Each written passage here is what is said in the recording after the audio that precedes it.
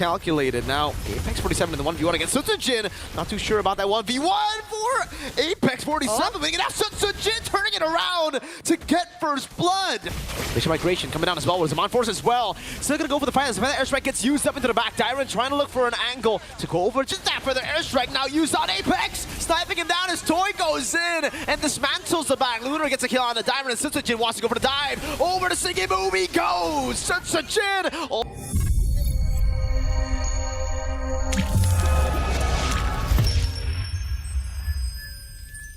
Flabbergasted over the drafts that we are currently looking at. It's match point now for the Kings of Kings, for RRQ, still on their undefeated run all the way up until this point. And we're going to see whether or not Aurora will be able to get this to force a game number 3 and perhaps solidify their place if they still want to make it to the playoffs here in the Mobile Masters. I'm not gonna talk the tournament. Okay. Not after that, because cute, man. I mean, because the thing is, on paper, oh, wait a second. There we go. Punish Rins. Still able to escape. Oh, good defense from E-Dog. Wow, all right, Rins. I thought he was greedy there by not flickering. No, it turns out it was calculated. Now, Apex 47 in the 1v1 against Sutsujin. Not too sure about that 1v1 for Apex 47. Making it out, Sutsujin turning it around to get first blood. That is intelligence right there. That is intelligence right there by Sutsujin, utilizing the creep there to get a little bit more HP to outplay that maneuver. That was almost a disaster for RRQ in the first few minutes of the game.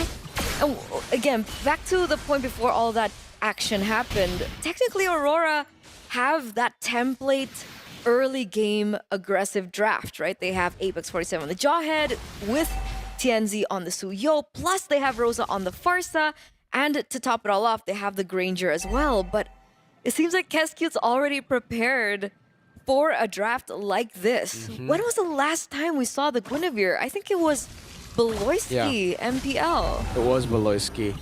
I believe we saw another Guinevere roam also picked up. I forgot if it was Keyboy or if it was actually E-Dog who picked it up. But we have seen another one in MPL ID after Beloyski's pick. Now, setting up, Dyron walking up. Oh my lord, get the right one! Tsunami Slam, Sutsujin just gets that and the retry in.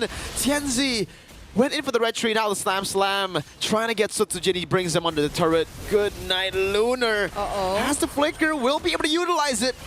Oh, what a flicker from Rins! Feathered airstrike going over to Rosa and recalling on Aurora. And that's Rosa. That's Rosa, one of the main anchors to Aurora. The name is no longer alien to us. Ever since M4, the prowess of this player in the mid lane has been immense. And Rins is technically new and recalling onto Rosa. Feels bad. RQ He's been playing now. for 2 seasons, Rins. Pretty new, right? Very Compared new. to M4? Very, very new. Gets locked in, unstoppable force, still able to escape for a bit, but gets soul severed by Tienzi. E-Dog, very low. Tienzi wanting to go for that punish. Finally, we get to see Rins punished after committing those kind of war crimes, man. Yeah, you can't do those recalls against Rosa. It's not appropriate, okay? So RQ, 1,400 gold lead earlier on has shrunken down to 800. We can see Aurora here looking for an extra punish. I don't think they do want to commit onto this right before this turtle spawns. Maybe they were trying to force in a retribution by Sutsujin, but they don't actually commit, and it looks like they're going back to their previous rotations. 600 gold lead now, still even relatively, but it is a bigger lead compared to Turtle 1 in game number 1, RRQ. Definitely standing with the advantage a bit more this time. Mission Migration and Vile Requiem now as Sutsujin jumps into the Sacred Beast and the Feather Airstrike. Everything in the kitchen sink and the Tsunami Slam too, used on Lunar. They have so many tools in these team fights that it's actually disgusting. Sutsujin though, Very low, still Apex. Coming in, Tienzi with a shutdown. oh, that's a good one. Hey! Flicker ejector, unable to land. Tyron with the bonk. Disengaging Toy, rotating as well. Synchro-Fission, that's it. Turtle number 2. Heavy advantage to Aurora with Sutsujin still down.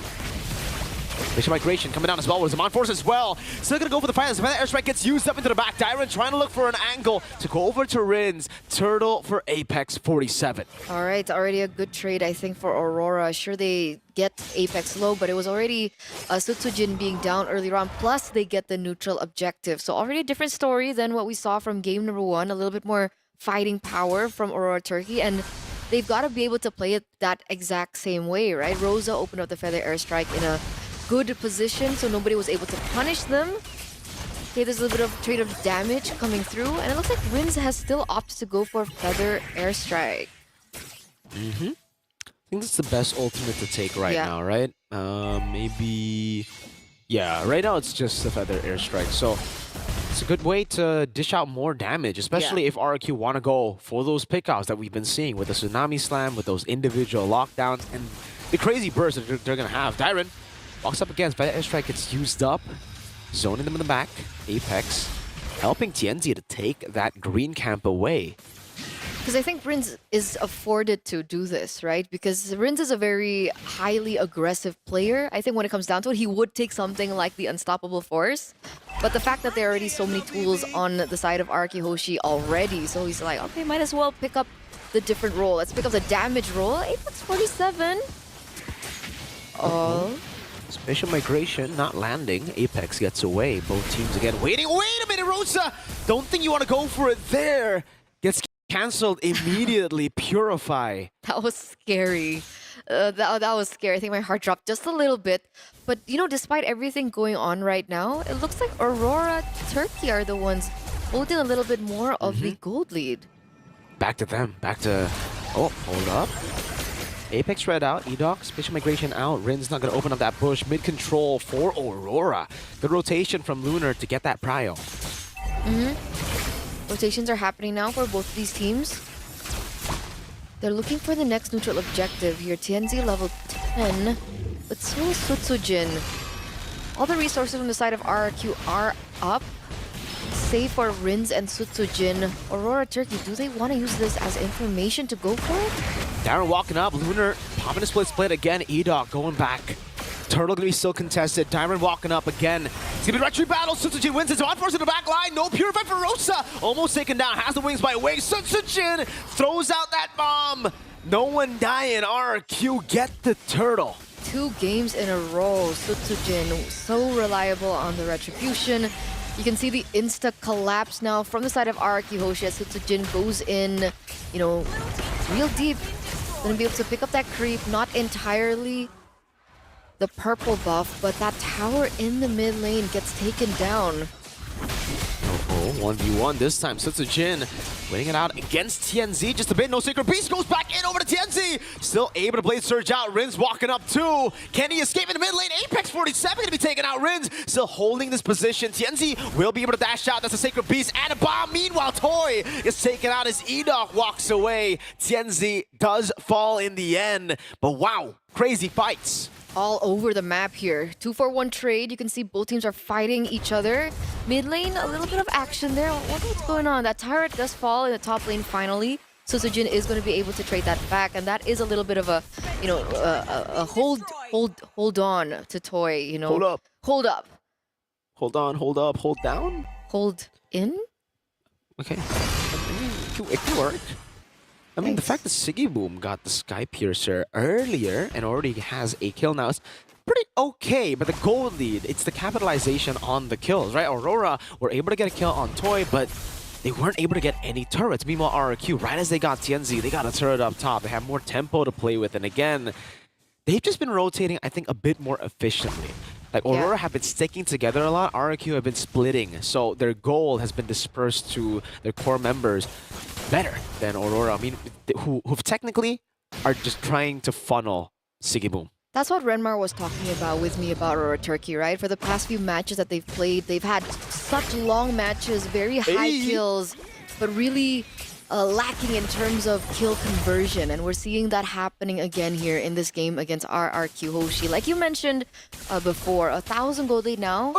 Byron. Tsunami Slam, bringing Apex back, forcing him to use the flicker as Lunar jumps in with a Slam and a pass past Edoc. Able to escape. Good maneuver from Rins. Getting out with that for the airstrike. Now used on Apex. sniping him down as Toy goes in and dismantles the back. Lunar gets a kill on the diver, and Sutsujin wants to go for the dive. Over to Siggy he goes! Sutsujin almost with a double. Tianzi staying alive with 1 HP. And just like that, 3 members for the side of RR Turkey have fallen. RRQ with all the time in the world and all the space in the world to be able to pick up this first Lord of the game. A beautiful opening by RRQ.